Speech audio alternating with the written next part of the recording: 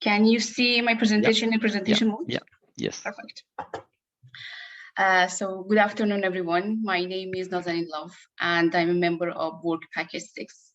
Here, I will present my topic on marketing and societal challenges of norm in building material. First, I will start with the environmental potential of using norm-contained residues in building material.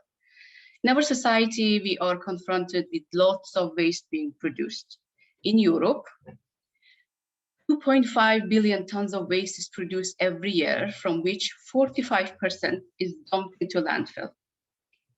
Majority of this waste is coming from industry, and some is radioactive, such as coal ash, red mud, phosphogypsum. The focus of this study will be on phosphogypsum, waste from fertilizer industry. Its production is expected to increase, and it's due to increase in fertilizer use. Currently, around 10% of phosphogypsum is reused, meaning that 90% of it ends up in landfill. One solution for reducing the impact of waste is to reduce it in reuse it in building material. One of the building material with high potential is cement. Cement is the largest manufactured product, which consumes a tremendous amount of raw material. Producing 1 ton of cement needs 1.5 tons of raw material.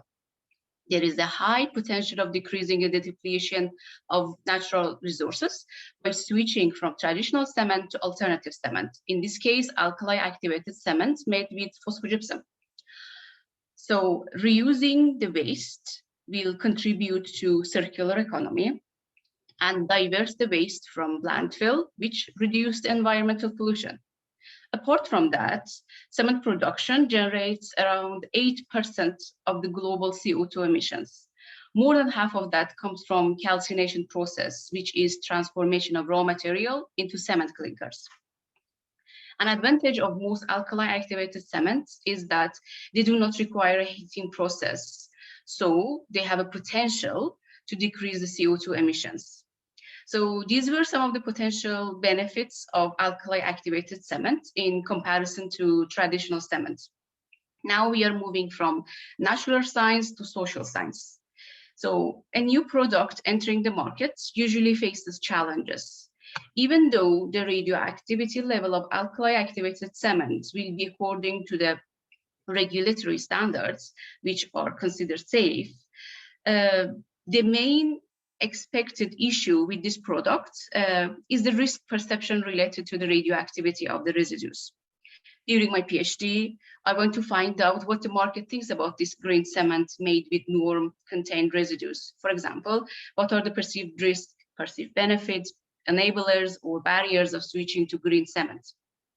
And what factors matter for each selected stakeholders, such as the difference in perceived radiation risk among industry and general public.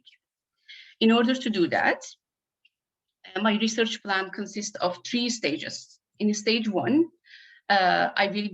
stage 1 will be exploratory qualitative research.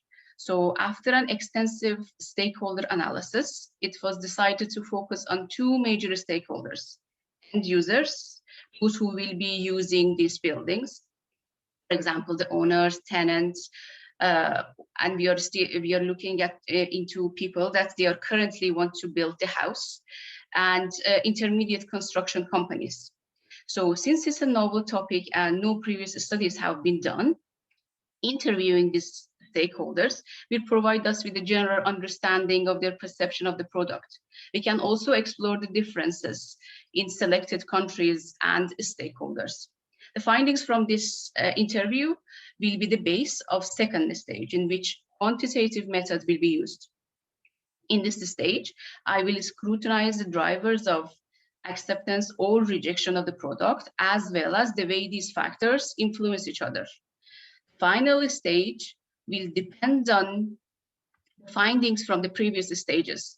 We might design a value proposition for introducing the new product to the market, or we might choose to go with interventions.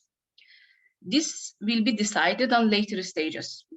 So during the different stages, we will collaborate with other partners from Work Package 6 which will enable us to have a comparative studies among countries. So that was what my PhD is about, and thank you for the listening. Here is my contact detail and LinkedIn account if you're interested in my research and would like to be in touch. Now I'm happy to get some feedback from you and answer any questions you have. Thank you. Thank you very much.